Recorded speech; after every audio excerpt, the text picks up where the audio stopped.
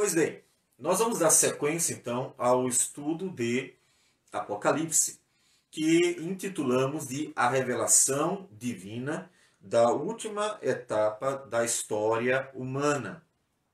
Porque, como nós temos dito, entendemos que Apocalipse está revelando o final da história humana. E nós estamos avançando, inclusive no propósito de também mostrar em que lugar da história, de acordo com a revelação de Apocalipse, nós hoje nos encontramos. Nós vamos fazer isso vamos mostrar isso quando estivermos no tempo certo. Nós hoje iremos para o capítulo 15 e 16, que nos revelam os 7 flagelos. Os 7 flagelos que o Senhor derrama sobre os inimigos da igreja do Senhor Jesus. Mas para nós chegarmos aos 7 flagelos, é importante que a gente venha recapitular um pouquinho. Nós sempre estamos recapitulando porque é fundamental para compreendermos bem Apocalipse que quem esteja acompanhando tenha uma noção exata de que Apocalipse está revelando a última etapa da história humana a partir do contexto da igreja daqueles dias, inclusive do seu autor, que é o João. Portanto, nós vimos que Apocalipse foi escrito para uma igreja com grandes expectativas da volta do Senhor Jesus, uma igreja sofrida. A gente vê isso nas cartas às igrejas, quando no capítulo 2 e 3 nós encontramos o Senhor dizendo, capítulo 2, versículo 2, conheço as tuas obras, tanto o teu labor como a tua perseverança, e que não podes suportar homens maus. Versículo de número 9, ele diz, conheço a tua tribulação, a tua pobreza, mas tu és rico, e a blasfêmia dos que a si mesmos se declaram judeus e não são. Versículo 13, quando ele diz, conheço o lugar em que habitas, onde está o trono de Satanás, e que conservas o meu nome, e não negaste a minha fé, ainda nos dias de Antipas, minha testemunha, meu fiel, o qual foi morto entre vós, onde Satanás habita.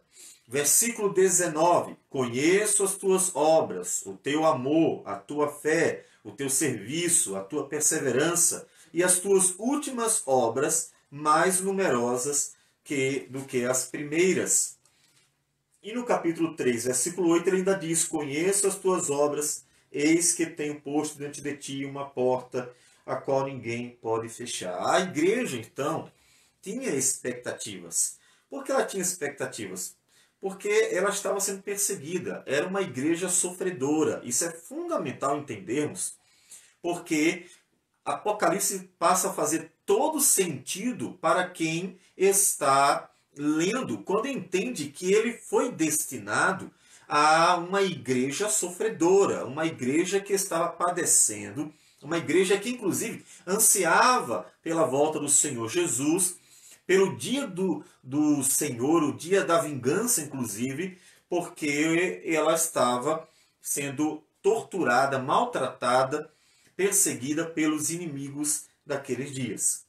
Então a igreja, ela no seu contexto, estava sendo desafiada tanto a perseverar na doutrina dos apóstolos, como também perseverar na prática da santidade.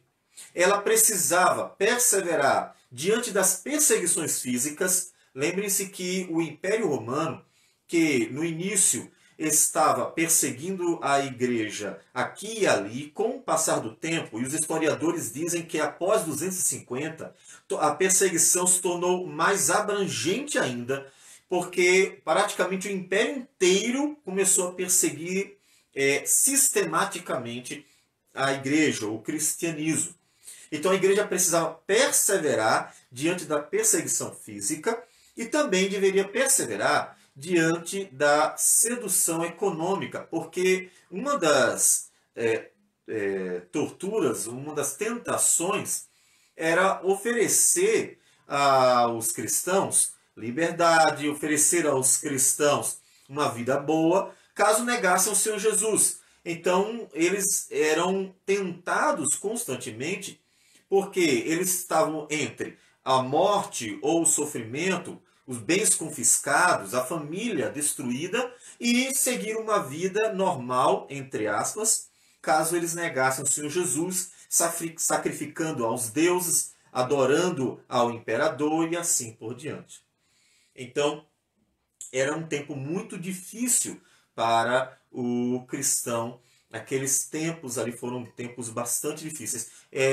Tudo isso, inclusive, e nós vamos hoje mostrar um pouco sobre a perseguição que os cristãos sofreram também, mencionando um pouco mais sobre Eusébio de Cesareia, que nos conta um pouco da perseguição da igreja em seu livro História Eclesiástica. E ali a gente tem uma noção de como aquele período pode ser, com muita tranquilidade, chamado, considerado como um período de grande tribulação. Aquele período que a maioria dos cristãos em nossos dias está esperando que ainda aconteça, porque não faz a menor ideia do que os cristãos do século 2, 3, 4 e até alguns lugares, os 5, passaram, o quanto eles sofreram por causa do nome do Senhor. É interessante que lá em 2 Tessalonicenses 2, nos conta que a igreja já estava ansiando pela volta do Senhor Jesus. Imagine quando o sofrimento, a perseguição se tornou mais forte. Veja que diz assim: a que não vos demovais da vossa mente com facilidade, nem vos perturbeis, quer por espírito, quer por palavra, quer por epístola, como se procedesse de nós, supondo tenha chegado o dia do Senhor. Veja que algumas pessoas estavam transtornando a igreja, dizendo que Jesus já tinha voltado, o dia do Senhor já havia chegado, a ressurreição já tinha acontecido. E esses dias não eram dias tão ruins assim.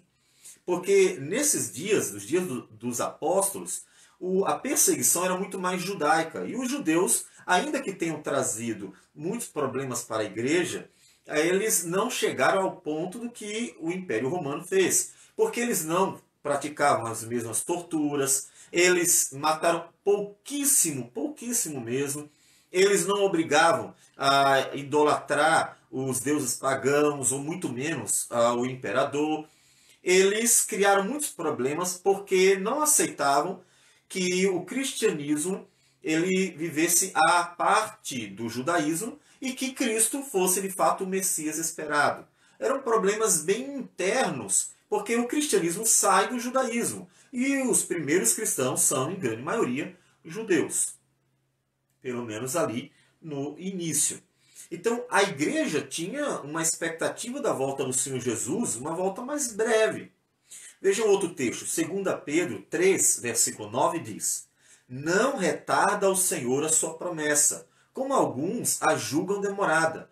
Pelo contrário, ele é longânimo para convosco, não querendo que nenhum pereça, senão que todos cheguem ao arrependimento. Observe a ansiedade da igreja em relação à volta do Senhor Jesus. E como disse, nem eram dias tão ruins. Eram dias muito tranquilos comparados com o que estaria por acontecer a partir do segundo século. Então, a igreja estava numa ansiedade muito grande. Jesus vai voltar ou não vai? Olha o que está acontecendo. Eles esperavam que voltasse muito antes. E já está acontecendo tanta coisa ruim que provavelmente alguns já estavam desanimando. Então veja que Apocalipse ele chega num momento muito importante para revelar à igreja o que vai acontecer e que ela precisava então confiar no Senhor. Portanto, Apocalipse é uma resposta a anseios da igreja daqueles dias. Não a igreja dos nossos dias apenas. Ainda que nós devamos aplicar tudo o que Apocalipse nos diz, inclusive aquilo que já se cumpriu, também aos nossos dias. Porque tudo que Deus cumpre na história serve de exemplo para as gerações seguintes. Por exemplo, Sodoma e Gomorra. Há muito tempo que recebeu o juízo do Senhor, foram castigadas as cidades. E tem alguma aplicação para a nossa vida? Sim. Jesus cita Sodoma e Gomorra quando vai pregar a palavra para os judeus, mesmo que ela tenha se acabado muito tempo antes, 2000 anos antes da sua presença, sua chegada entre os homens. Então, nós podemos aplicar aquilo que a igreja viu do cumprimento do Senhor, porque serve de exemplo para, inclusive, os juízos futuros de Deus. Então, Apocalipse está trazendo respostas para anseios, necessidades, dúvidas que a igreja estava passando. Por exemplo, seu sofrimento duraria certo tempo ainda. A igreja estava, até quando isso? Até quando vai acontecer isso? Lembram de Apocalipse capítulo 6, versículo de 9 a 11, que nós citamos várias vezes, por ser bastante relevante em mostrar o contexto da época? Diz assim: quando ele abriu o quinto selo, vi debaixo do altar as almas daqueles que tinham sido mortos por causa da palavra de Deus e por causa do testemunho que sustentavam. Clamaram em grande voz, dizendo: até quando, ó soberano Senhor, santo e verdadeiro, não julgas nem vingas o nosso sangue dos que habitam sobre a terra? Veja, eles estão ansiosos pelo fim daquilo ali. Até quando isso vai durar? Até quando a igreja vai sofrer? Abrindo um parênteses, nós vamos disponibilizar depois, quando terminarmos todo o estudo e gravarmos então o vídeo, nós vamos disponibilizar os slides no final do vídeo que será postado posteriormente, tá? Então, quanto aos slides, os irmãos podem ficar tranquilos que eles serão disponibilizados por inteiro, inclusive os textos que nós aqui vamos apresentar sobre o livro História Eclesiástica de Eusébio de Cesareia. Então, voltando. A pergunta da igreja é: até quando vai durar o nosso sofrimento? O Senhor responde: ainda vai durar certo tempo.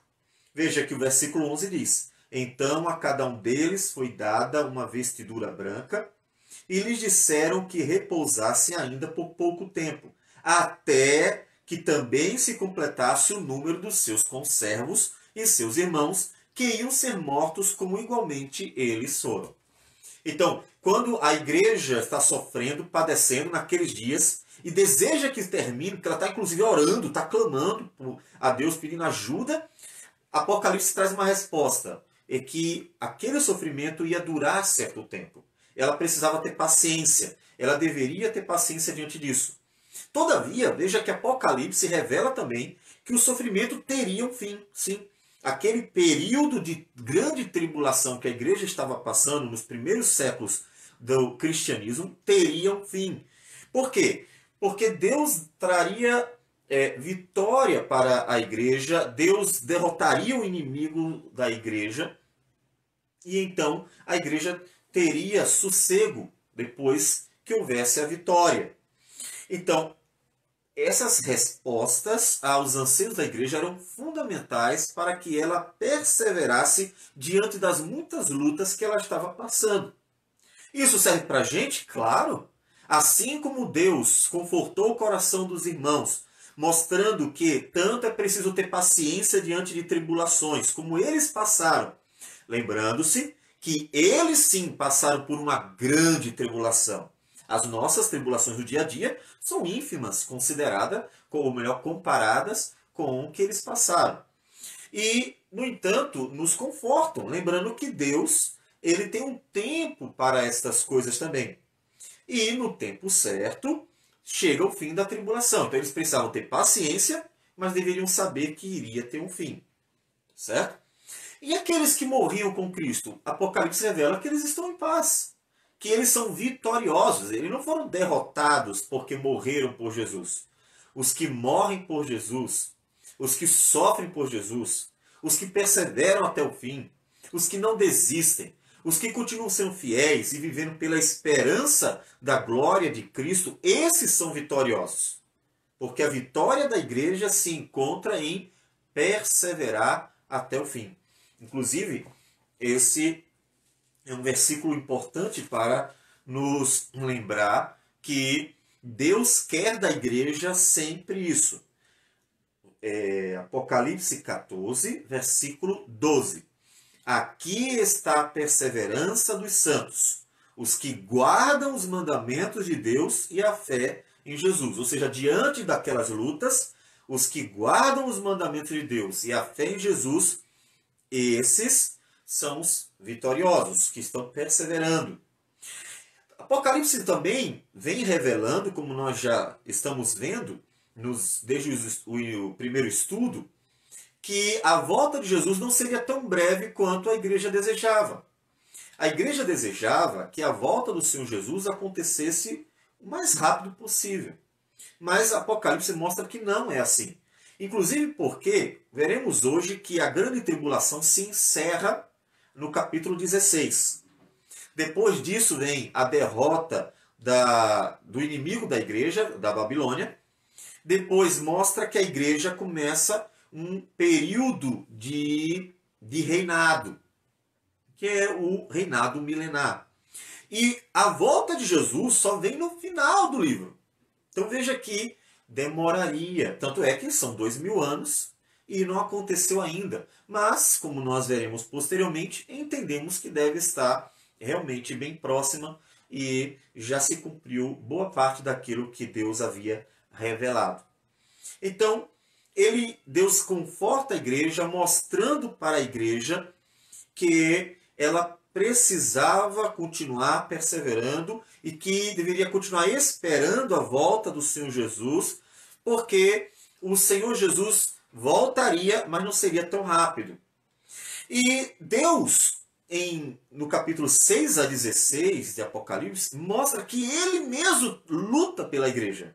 É interessante que a gente sempre quer se defender, né? Alguém nos persegue, a gente quer se defender. Alguém faz alguma coisa ruim, a gente quer se defender. A gente tem visto isso nesse momento desses anos, na verdade, da crise política de nosso país, e que as pessoas estão sempre se defendendo. Mas uma coisa muito importante que Apocalipse nos ensina é que Deus luta pela sua igreja. Deus luta pelo seu povo. Ele defende o seu povo. Não é preciso que a gente se defenda, porque Ele defende. Tanto é que a igreja vai ter que esperar que Deus destrua o inimigo dela, em vez de ela tentar tomar alguma atitude. Porque o Senhor tinha um propósito até com a tribulação da igreja, até com o sofrimento dela. Por fim, Deus mostra também que o processo de juízo sobre os inimigos da igreja, esse processo seria paulatino, aos poucos, não aconteceria de uma vez só. A semelhança, e nós veremos, de Êxodo. Em Êxodo, Israel sofria semelhante aqui à igreja. Israel clamou semelhante à igreja. Deus avisa que providenciaria salvação semelhante aqui à igreja. E ele começa a castigar o Egito pouco a pouco, o Faraó e a nação egípcia, pouco a pouco, até castigá-la por completo, por meio de pragas que duram um longo tempo. Provavelmente, inclusive, um ano, aproximadamente um ano. Não foi de uma hora para outra. É claro que bem menos tempo do que a igreja precisou esperar. Afinal, foram séculos. Mas há uma semelhança de como os eventos vão acontecer, e isso nos mostra que Deus realmente quer que a igreja proceda assim, confiando pacientemente nele quando acontecerem coisas ruins. Bom, tendo recapitulado, nós então vamos para o quarto ciclo, contando, né, a partir de Apocalipse 6. Então, como é que nós vimos? Nós vimos que Apocalipse 6 até Apocalipse 7 tem o primeiro ciclo, que foram os 7 selos. Nós vimos que em Apocalipse 8 a 11 foram o segundo ciclo, que foram as 7 trombetas. Nós vimos que em Apocalipse 12 a 14 teve o terceiro ciclo, que foram as 7 vozes. E agora nós temos o quarto ciclo, que são os 7 flagelos, Apocalipse 15 e 16. E aí vamos então seguir com esses dois capítulos. Para que nós consigamos entender melhor, nós vamos precisar ir lendo aos pouquinhos esses capítulos. Então, minha orientação é que você tenha uma Bíblia na mão, porque você pode olhar, observar e, inclusive, fazer as anotações necessárias. Então, com uma Bíblia na mão, nós vamos ler aos poucos. Vamos ler primeiro os versículos de 1 a 4 de Apocalipse, capítulo 15, que nos diz assim: Vi no céu outro sinal grande e admirável, 7 anjos tendo os 7 últimos flagelos, pois com este se consumou a cólera de Deus. Vi como que um mar de vidro mesclado de fogo, e os vencedores da besta, da sua imagem e do número do seu nome, que se achavam em pé no mar de vidro, tendo harpas de Deus. E entoavam o cântico de Moisés, servo de Deus, e o cântico do Cordeiro, dizendo: Grandes e admiráveis são as tuas obras, Senhor Deus Todo-Poderoso. Justos e verdadeiros são os teus caminhos, ó Rei das nações. Quem não temerá e não glorificará o teu nome, ó Senhor? Pois só tu és santo. Por isso todas as nações virão e adorarão diante de ti, porque os teus atos de justiça se fizeram manifestos. Ok. Então, o capítulo 15 e 16 encerram os 4 ciclos da grande tribulação, como nós já falamos. Veja que o versículo 1 já nos conta isso. Com estes se consumou a cólera de Deus. Ele está concluindo. Com estes a cólera do Senhor se encerra. Então os 4 ciclos têm um fim realmente. Certo? E ele apresenta, já que é o fim dos 4 ciclos, ele apresenta os vencedores que perseveraram diante de todas as tribulações que passaram, dizendo que os vencedores estão sobre o mar de vidro. Veja que interessante, é que lá em Apocalipse, capítulo de número 4, quem estava sobre o mar de vidro era Deus. Deus em seu trono, no versículo 6, diz: há diante do trono um como que mar de vidro. Deus estava sobre o mar de vidro, e nós vimos que isso nos conduz a entender que o mal estava completamente debaixo do controle de Deus. Lembre-se que Apocalipse é um livro que é pós-redenção.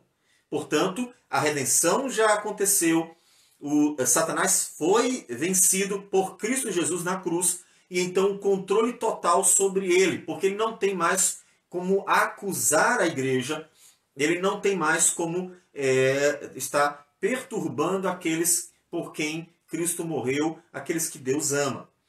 Então, veja que agora, no capítulo 15, os vencedores estão sobre o mar de vidro. Eles venceram. E como foi que eles venceram?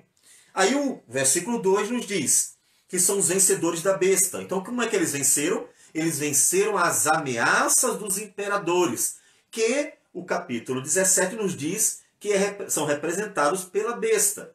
Eles venceram porque eles não atenderam às ameaças, eles não cederam às ameaças, eles foram fortes, eles foram firmes. Sejam os que morreram por causa da fé, sejam aqueles que não morreram, mas que perseveraram, conseguiram passar pela tribulação. Esses são os vencedores da besta. Mas ele diz também que são os vencedores da sua imagem. Ou seja, eles não cederam diante do culto imperial, diante do culto pagão. Porque uma das pressões, fortes pressões, que os imperadores nos primeiros séculos fizeram sobre os cristãos era a adoração imperial. Porque eles entendiam que o cristianismo enfraquecia o Império Romano, uma vez que ele não unificava o império. Eles entendiam que a unificação do império em torno de um único culto, um culto aos deuses pagãos ou um culto aos imperadores seria uma forma de unificar o império e fortalecê-lo diante das ameaças bárbaras que estavam ao redor. E o cristianismo não adorava os deuses pagãos. O cristianismo não adorava os imperadores. Então eles pressionavam para que os cristãos cedessem e então começassem a adorar e prestar cultos aos mesmos deuses, como uma expressão de estarem unidos ao império. E os cristãos não cederam. Na verdade, houve quem cedesse. E Eusébio de Cesareia nos conta que, infelizmente, vários cristãos com medos não suportaram e terminaram cedendo, oferecendo sacrifícios aos deuses pagãos, culto ao imperador, e para poder viver, aceitaram todas as suas propostas. Todavia, muitos e muitos mais, inclusive cristãos, não cederam, não caíram na tentação e na ameaça do Império Romano. Também, os vencedores, ele diz, do número do seu nome. Que nós vimos que a segunda besta, que tinha aquele número, que é o 666, é uma referência a, na verdade, um texto da palavra do Senhor, que está em Reis, e que fala sobre os 666 pesos em talentos de ouro que Salomão recebia das nações. Tendo em vista que nós vimos e temos visto o tempo inteiro que Apocalipse usa como principal recurso literário a citação do Antigo Testamento. Então, eles não cederam à sedução da economia romana. Então, os vencedores que estão sobre o mar de vidro são aqueles que venceram as ameaças dos imperadores, venceram a imposição do culto imperial e venceram a sedução da economia romana, que também estava tentando fazer com que os cristãos desistissem de sua firmeza e sua fé no Senhor Jesus. Seguindo em diante, a partir do versículo 3 diz que esses que estavam de pé sobre o mar de vidro, eles têm harpas de Deus em suas mãos e estão cantando ao Senhor, estão louvando ao Senhor o cântico de Moisés. E a partir daí, a gente já começa a ver a relação entre esses capítulos, o 15 e o 16, e Êxodo. Veja que o cântico de Moisés, ele se encontra em Êxodo 15, que diz assim: Então entoou Moisés e os filhos de Israel este cântico ao Senhor e disseram: Cantarei ao Senhor, porque triunfou gloriosamente. Então, este louvor ao Senhor, Apocalipse diz que eles também louvaram a Deus, eles também glorificaram a Deus.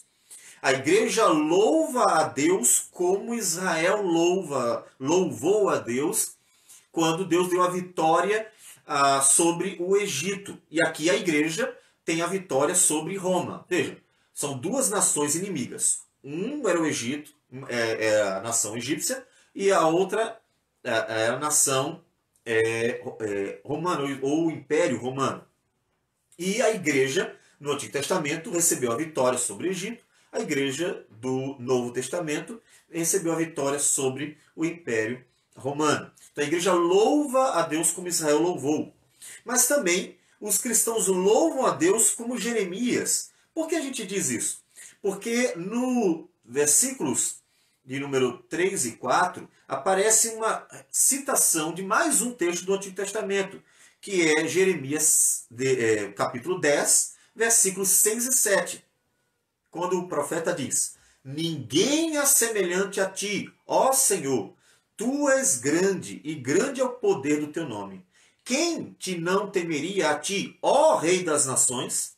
Por isto é a ti devido, porquanto entre todos os sábios das nações e em todo o seu reino, ninguém há semelhante a ti. Então, quando ele diz: Quem não louvará, não temerá, ó Rei das nações, é uma referência a Jeremias, capítulo 10, versículo de número 6 e 7. Mas a igreja também louva ao Senhor como Davi. porque ele também faz uma referência ao Salmo 86, versículo de número 9, que diz: todas as nações que fizeste virão, prostrar-se-ão diante de ti e glorificarão o teu nome. Que é exatamente aquilo que eles louvam ao Senhor, dizendo que Deus seria glorificado entre todas as nações. Então veja que a igreja ela é apresentada como vitoriosa, mas a vitória dela encontra-se na perseverança dela. Lembre-se disso. A vitória da igreja encontra-se na perseverança dela, em não desistir, em não sucumbir diante das ameaças, diante das tentações, diante das propostas, diante das pressões, não desistir. Nisso está a vitória da igreja.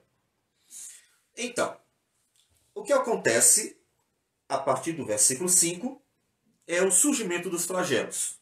Deus envia 7 anjos com 7 flagelos para serem derramados sobre quem? Sobre o inimigo da igreja. Vamos fazer a leitura então. Depois destas coisas, versículo 5, olhei e abriu-se no céu o santuário do tabernáculo do testemunho, e os 7 anjos que tinham os 7 flagelos saíram do santuário vestidos de linho puro e resplandecente, e cingidos ao peito com cintas de ouro. Então um dos 4 seres viventes deu aos 7 anjos 7 taças de ouro cheias da cólera de Deus, que vive pelos séculos dos séculos. O santuário se encheu de fumaça procedente da glória de Deus e do seu poder, e ninguém podia penetrar no santuário enquanto não se cumprisse os 7 flagelos dos 7 anjos. Creio que você deve ter lembrado de 1 Reis 8, quando o templo é erguido por Salomão, a fumaça ocupa o templo e ninguém pode entrar, porque a glória do Senhor se manifesta. Só que aqui é toda uma visão celestial, não é um templo físico no meio de Jerusalém. Os templos que aparecem, ou o santuário que vai aparecendo ao longo do livro de Apocalipse, é um santuário celestial, de onde Deus está falando, de onde tudo está procedendo, ou seja, tudo procede do templo de Deus, da presença de Deus. Deus manifestando a sua glória, julgando as nações, salvando a sua igreja, tudo procede de lá. E essa referência às taças de ouro cheias da cólera de Deus, ela é interessante a gente mencionar, porque ela nos lembra, inclusive até a taça que Jesus tomou. Isso aqui é importante. Na Bíblia, a taça com o vinho, ela tem dois simbolismos. O vinho pode simbolizar a ira de Deus, porque o vinho espumante cheio de álcool, teor alcoólico muito forte, ele embriaga. E é ele Deus dar às nações para embriagá-las, para envergonhá-las, para trazer juízo sobre elas. Foi inclusive isso que Jesus tomou. Jesus tomou o nosso cálice. O cálice que nós deveríamos ter tomado, da ira de Deus, Jesus tomou. O que ele fez? Tomou o cálice da ira de Deus e nos deu um cálice de alegria. Um cálice que representa as bodas, né, do cordeiro, a própria ceia onde nós tomamos o cálice, o fruto da videira, um cálice que traz alegria. São duas representações que a Bíblia nos mostra para falar tanto da ira de Deus como da bênção de Deus. São distintas, ainda que usando o mesmo fruto da videira. E aqui Deus vai trazer o cálice da ira dele sobre o inimigo. Veja que interessante. Jesus tomou o cálice da ira por nós. Mas o inimigo tomaria o seu próprio cálice da ira. Enquanto Jesus tomou o meu cálice da ira, porque eu deveria ter tomado, eu é que merecia esse cálice, Jesus tomou por mim, para que eu não precisasse tomá-lo. Mas aqueles que são inimigos de Deus tomarão esse cálice. Eles tomarão. Jesus não tomou o cálice por eles. Eles tomarão. Deus dará o cálice da ira dele para eles. Para que eles sofram a condenação que no caso, Jesus sofreu por nós para nos livrar desta condenação. Ok? Vamos seguir então. É no capítulo 16 que nós encontramos o paralelo entre Êxodo e Apocalipse, ou entre as pragas do Egito e os flagelos. E nós vamos então mostrar isso aos pouquinhos, como é que acontece, ok? Todavia, eu gostaria de trazer aqui algumas informações que nos lembram como Apocalipse 6 a 16 mostra um padrão de ação divina que, inclusive, tem uma relação com o Êxodo também. Veja que, vamos ver as semelhanças. Lá no Êxodo, o povo de Deus está sofrendo nas mãos de uma nação inimiga, que é o Egito, que está, inclusive, matando seus filhos. Em Apocalipse, o povo de Deus está sofrendo nas mãos de um povo inimigo, que é o Império Romano, e que também está matando cristãos.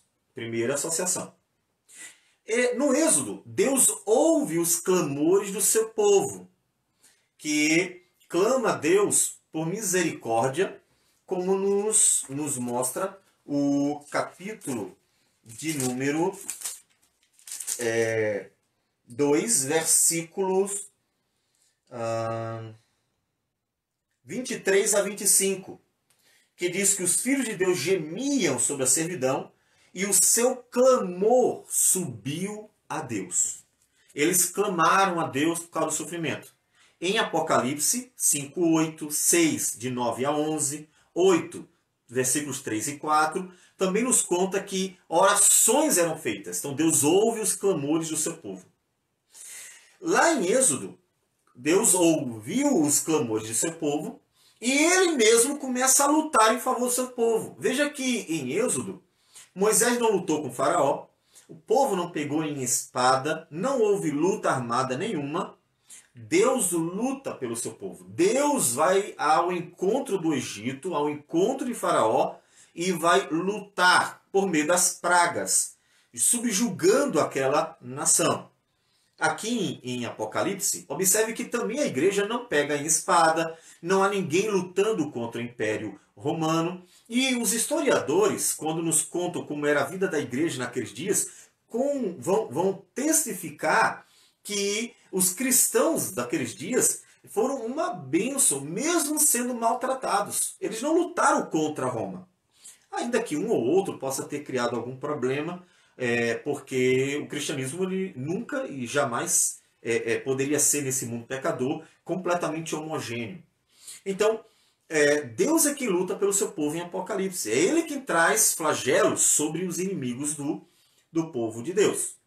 O que mais?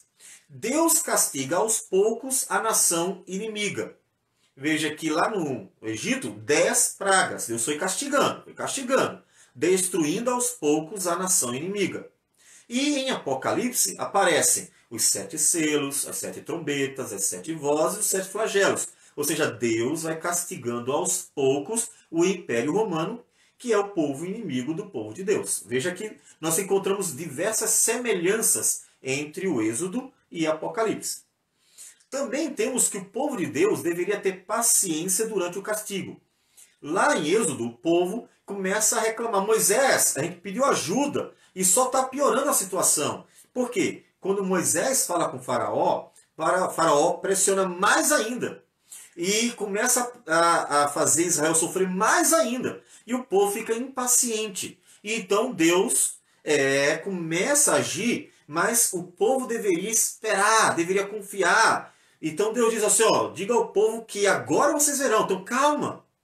Em Apocalipse, Deus diz também, calma, até que se cumpra tudo o que eu quero. O povo deveria ter paciência quando Deus estivesse agindo, mesmo que eles ainda estivessem sofrendo. Lá em Êxodo, Deus traz juízo sobre os deuses pagãos. Interessante que ainda que aqui em Apocalipse não sejam feitas referências tão diretas quanto em Êxodo, todavia, o fato de Deus estar castigando o Império Romano o tempo inteiro mostra que o Senhor era superior a todos os deuses romanos. E Eusébio de Cesareia faz uma referência a isso, porque ele diz que os imperadores achavam que estavam fazendo uma grande coisa e um tributo aos seus deuses quando estavam perseguindo os cristãos. E Eusébio diz que eles atraíram foi a ira de Deus, do Criador, quando eles perseguiram cristãos. Então, quando Deus está castigando o Império Romano, Deus também está subjugando os deuses pagãos, bem como também os líderes. Porque Faraó, na sua arrogância, achava-se dono de tudo. Os imperadores não foram diferentes, não. Então Deus trouxe juízo sobre os deuses, sobre os líderes, sobre as pessoas daquele povo, mostrando sua superioridade sobre os inimigos da igreja. Lá no Egito, Deus acaba com a economia pagã, acabando com toda a agricultura. É interessante que uma das referências também em Apocalipse é que Deus traria crises econômicas. Lembre-se que logo lá no início é dito que as coisas ficariam muito caras quando é aberto o terceiro selo, no capítulo 6, versículos 5 e 6. Ou seja, uma grande crise econômica no Império, que aconteceu, por sinal, como nós já mencionamos, e vamos até mencionar outra vez, que historiadores falam de inflações de até 1000%, 1000%. Eusébio chega a mencionar um preço tão grande de produtos que confesso que até eu fiquei meio espantado se a informação estava sendo tão precisa quanto deveria, por causa do aumento exorbitante do preço das coisas. Então Deus também traz crises econômicas. Deus promove doenças. Lembra das úlceras lá? As úlceras que vieram sobre os egípcios também acontecem úlceras, como nós veremos aqui em Apocalipse 16. Deus mata o povo inimigo, tanto lá quanto aqui. Vão morrer os inimigos de Deus. E depois Deus vai destruir a nação, e aí a gente vai ver isso melhor no capítulo 17 e 18, e Deus dá vitória à sua igreja, que veremos melhor ainda no capítulo 19. Então há um paralelo muito interessante entre Apocalipse 6 a 16 e Êxodo de 1 a 15. E esse paralelo nos mostra como Deus age em favor do seu povo, de uma certa forma, mostrando um padrão. A Escritura, quando nos fala dos juízos de Deus, mostra um padrão de como Deus age. Ele age com paciência, ele age em favor do seu povo, não é preciso a gente se defender, Deus mesmo vai fazer isso. Há um dia para que Deus traga a vitória, a igreja tem que ter então paciência para aguardar esse dia e assim por diante. Vamos então para Apocalipse, capítulo de número 6, e vamos lendo aos poucos. Ouvi, vinda do santuário, uma grande voz dizendo aos 7 anjos: Ide e derramai pela terra as 7 taças da cólera de Deus. Saiu, pois, o primeiro anjo e derramou a sua taça pela terra. E os homens portadores da marca da besta e adoradores da sua imagem sobrevieram úlceras malignas e perniciosas. Lembre-se que vimos anteriormente que Deus distingue o seu povo de quem não é seu povo, marcando. Aconteceu várias vezes Deus mostrar os 144 mil. Deus distingue, Deus marca, Deus preserva. Deus não confunde. Lá no Egito, o povo de Israel foi distinguido dos egípcios. As pragas não vieram sobre os dois. Ele aqui diz que esse sofrimento, essas úlceras malignas viriam sobre os portadores da marca da besta e adoradores de sua imagem. Qual é então o paralelo? Veja, nós temos o primeiro flagelo, e esse primeiro flagelo são úlceras malignas e perniciosas. Nós vamos encontrar lá em Êxodo, capítulo 9, versículos a partir do 8, que Deus manda a 6ª praga, e essa 6ª praga são também úlceras malignas que cobriam os homens. Então veja o paralelo entre o primeiro flagelo e a praga, no caso a sexta praga lá do Egito. Versículo 3. Derramou o segundo a sua taça no mar, e este se tornou em sangue, como de morto, e morreu todo ser vivente que havia no mar. Derramou o terceiro a sua taça nos rios e nas fontes das águas, e se tornaram em sangue. O terceiro, ou melhor, o segundo e o terceiro flagelos, eles são a transformação da água em sangue.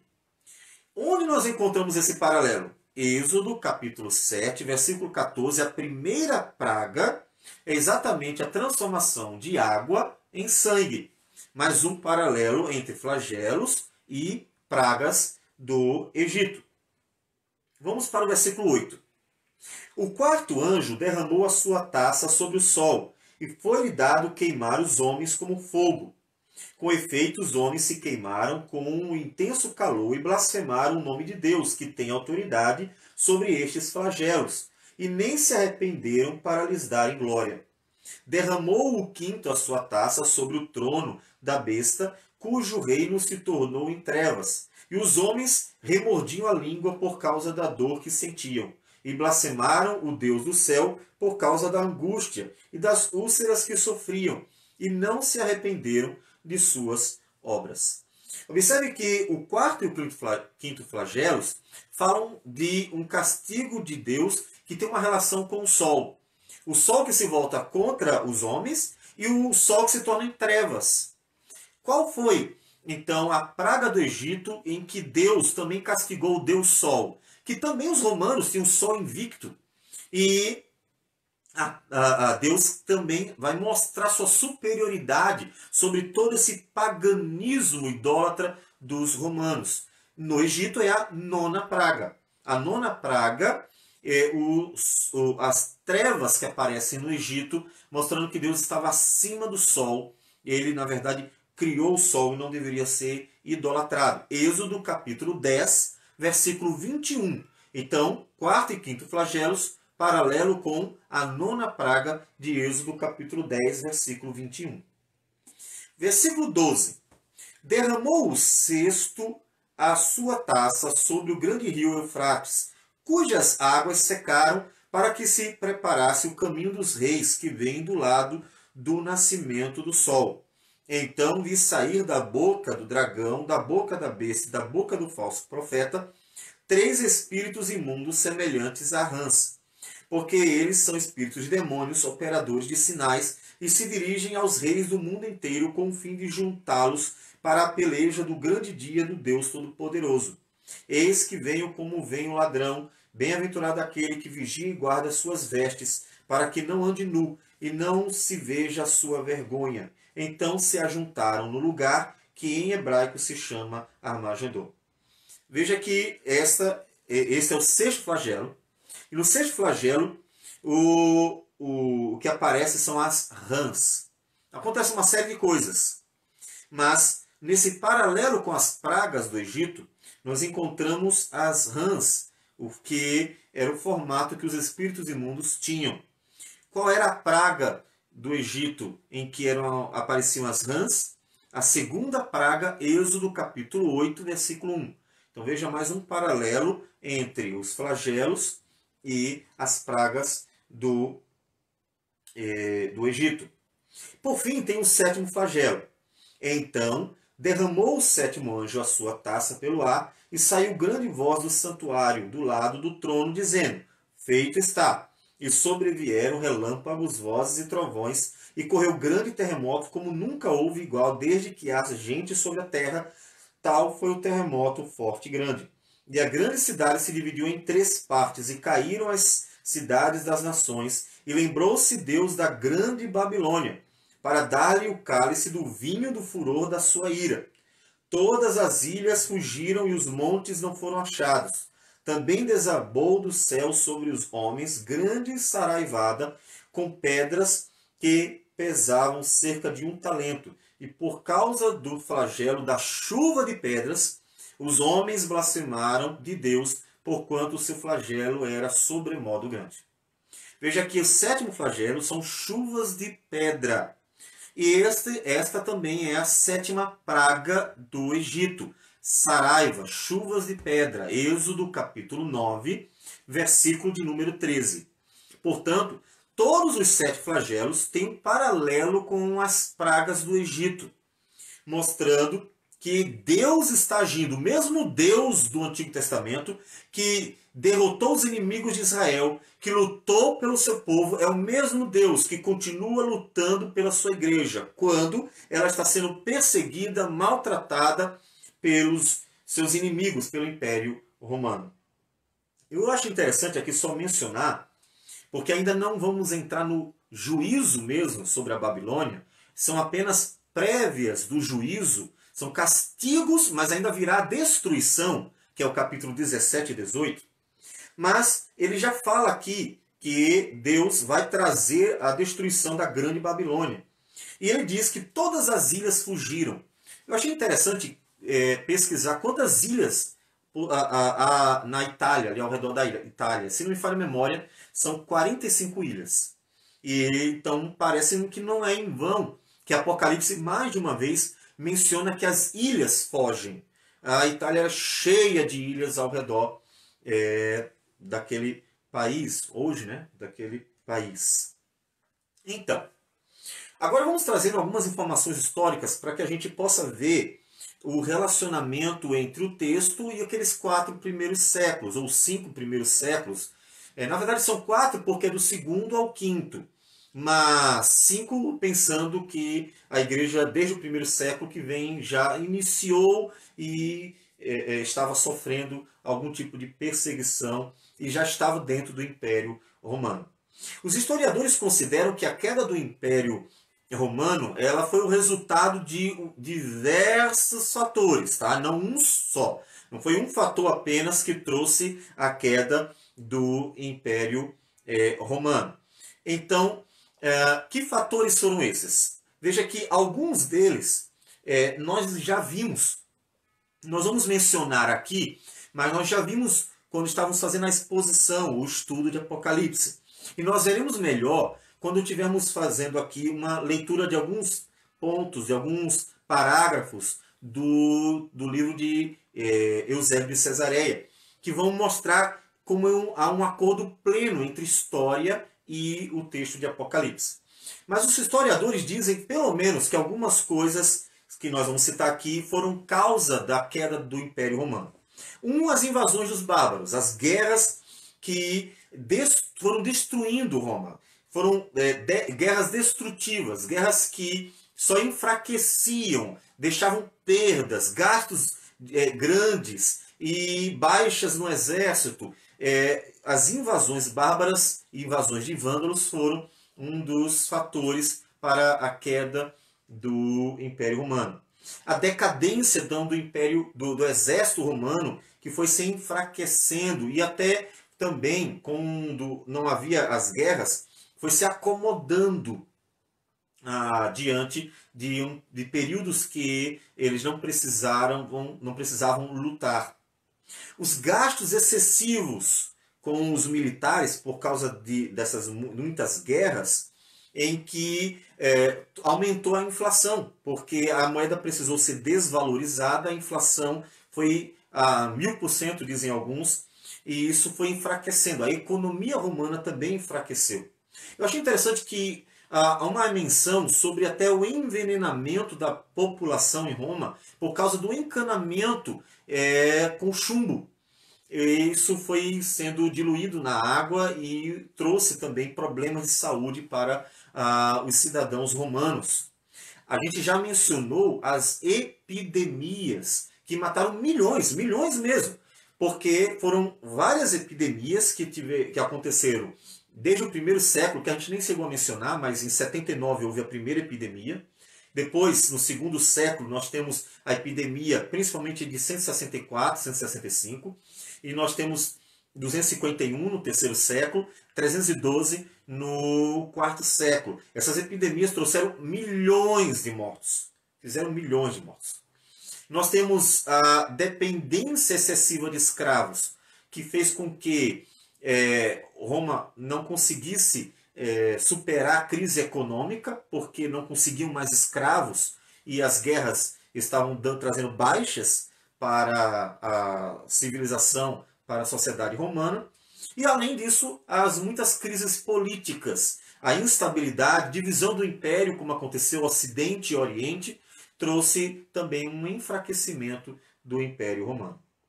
Mas eu gostaria de ler para vocês um pedaço do texto de Eusébio de Cesareia, que está em História Eclesiástica, em que nós dividimos em duas partes. A primeira parte do texto nos fala sobre o sofrimento da igreja, para que a gente veja o quanto a igreja estava sendo perseguida, o quanto ela estava sofrendo. Está no livro 8, capítulo de 1 a 17, de História Eclesiástica. Também coloquei em slide, para que vocês possam depois ter a leitura. Ele fala assim, sobre a destruição das igrejas. Tudo isto se cumpriu efetivamente em nossos dias, quando com os nossos próprios olhos vimos os oratórios inteiramente arrasados, desde o telhado até os fundamentos, e as divinas e sagradas escrituras entregues ao fogo nas praças públicas. Nós falamos domingo sobre por que alguns manuscritos não existem em relação a esse período dos 5 primeiros séculos da igreja. Porque simplesmente não há, em alguns lugares onde a igreja existiu, não existem também manuscritos. A resposta é muito fácil de ser encontrada. O Eusébio de Cesareia mesmo diz, porque foram queimados, foram destruídos. Ou seja, quando nós não encontramos alguns manuscritos, não é porque eles não existiram, é porque eles foram destruídos. Simplesmente por causa disso. Alguns lugares tiveram menos perseguições do que outros. Alguns lugares possibilitavam melhor o esconder a escritura, a preservação do texto sagrado, e escondido inclusive em cavernas, no deserto e assim por diante. Outros não. Outros estavam no meio da cidade, não tinha como esconder a palavra de Deus, e terminava sendo destruída mesmo. Entregues ao fogo nas praças públicas, e os pastores das igrejas ocultando-se aqui e ali vergonhosamente ou presos indecorosamente e escarnecidos pelos inimigos, quando, segundo outro oráculo profético, lançou o desprezo sobre o príncipe e os faz andar errantes por onde não há caminho. Então ele começa falando sobre a perseguição que a igreja estava passando. E aí ele segue um pouquinho mais adiante, que a gente não vai ler tudo. Então, foi precisamente numeroso o número de dirigentes das igrejas, lutando animosamente em meio a terríveis tormentos. Ofereceram quadros de grandes combates, mas foram milhares os outros os que de antemão embotaram suas almas com a covardia. Ou seja, enquanto um número muito grande de pessoas estavam lutando, milhares de outras estavam desistindo da caminhada cristã. Dos restantes, cada um foi alternando diferentes espécies de tormentos. Olha os tormentos que a igreja sofreu. Um tendo seu corpo lacerado por açoites, outro castigado com as torturas insuportáveis do potro e dos garfos, nas quais alguns já perderam suas vidas. E outros, por sua vez, passaram pelo combate de formas muito diversas. Um pouco adiantando um pouquinho. Ainda houve quem, deitado ao solo, era arrastado longo trecho pelos pés e era contado entre os que haviam sido sacrificados. Uns gritavam em altas vozes, outros vociferavam, outros glorificavam o nome do Senhor, sendo arrastados pelos pés pelas ruas. Mesmo assim, também estes foram lançados fora à força, sob repetidos golpes na boca por parte do nutrido grupo de soldados, que para este fim estava ali formado, e com bofetadas no rosto e nas faces foram reduzidos ao silêncio. Tão grande era o afã que os inimigos da religião tinham de aparentar por todos os meios que haviam conseguido o seu intento. Mas nem tais métodos serviam contra os santos mártires. Que discurso seria suficiente para uma descrição exata dos mesmos? Veja que eles perseveravam, eles lutaram, eles não desistiram de forma nenhuma. Que necessidade tenho agora de recordar os seus nomes, os nomes dos demais, de contar a multidão de homens e de pintar os variados tormentos dos admiráveis mártires? Uns foram mortos com machados, como ocorreu aos da Arábia. A outros queimaram as pernas, como sucedeu aos da Capadócia. Às vezes os penduravam-nos do alto pelos pés, cabeça para baixo, e acendiam debaixo um fogo lento, cuja fumaça os asfixiava ao arder a lenha, como no caso da Macedônia, da Mesopotâmia. E às vezes cortavam-lhes o nariz, as orelhas e as mãos, e partiam em pedaços os restantes membros de parte de seu corpo, como aconteceu em Alexandria. Então veja que o sofrimento da igreja foi real. E olha que ele não está contando de todos os séculos, mas aqueles mais próximos a ele. Eles passaram por tudo. Mas o fim destas calamidades chegou, quando já sucumbindo à fadiga de tal excesso de males, cansados de matar e fartos de aborrecidos de tanto derramamento de sangue, voltaram-se aos que tinham por bom e humano, de modo que já parecia que nada terrível se empreenderia contra nós. Fizeram de tudo. Então, eles simplesmente mataram muitos cristãos mesmo. O que aconteceu? Com tanta maldade que foi direcionada aos cristãos, Deus trouxe castigo. E são exatamente esses capítulos de 6 a 16 que nos contam o que Deus faria. E aqui em História Eclesiástica, Eusébio nos conta o que Deus fez. Então é importante que a gente tenha um conhecimento do como Deus castigou Roma, conforme um historiador da época, do IV século, vai nos contar. Ele diz assim: por conseguinte, os aguaceiros costumeiros e as chuvas contínuas retiveram seu habitual tributo à terra, mesmo sendo a estação invernal, e uma fome inesperada fez sua aparição, ao que se juntou a peste e ao ataque de alguma outra enfermidade. Uma úlcera que, por causa de sua inflamação, chamava-se significativamente carbúnculo, ocorrendo por todo o corpo, causava sérios perigos aos pacientes. E não só isso, mas atacando na maior parte dos casos, particularmente os olhos, deixava cegos inúmeros homens, mulheres e crianças. Por cima disto tudo, sobreveio ao tirano, ou seja, está falando do imperador, a guerra contra os armênios, amigos antigos e aliados dos romanos. Como também eles eram cristãos e cultivavam com diligência a piedade para com a divindade, o inimigo de Deus tratou de obrigá-los a sacrificar aos ídolos e demônios, e de amigos tornou-os inimigos e de aliados adversários. Veja, eles tinham alguns amigos, mas começaram a obrigá-los a adorar, a sacrificar a deuses pagãos, a demônios, e então os amigos, por serem alguns deles cristãos, se tornaram inimigos de Roma. E então começaram também guerras contra os romanos. Veja, tudo isso vai somando calamidades contra Roma. Estas calamidades, pois sobrevindas juntas e ao mesmo tempo, constituíram também o prelúdio de sua queda. Veja que tudo isso foi acontecendo e Eusébio vai entender que era uma ação divina. Assim, ele mesmo se ocupava, junto com suas tropas, na guerra contra os armênios, o tirano, o imperador, lutando contra os armênios. E enquanto ele estava lá, ocupado por causa da guerra, o Eusébio diz que a fome e a peste juntas deixavam terrivelmente exaustos os demais habitantes das cidades, sujeitas a ele, tanto que por uma medida de trigo dava-se em troca 2.500 dracmos áticos, uma fortuna.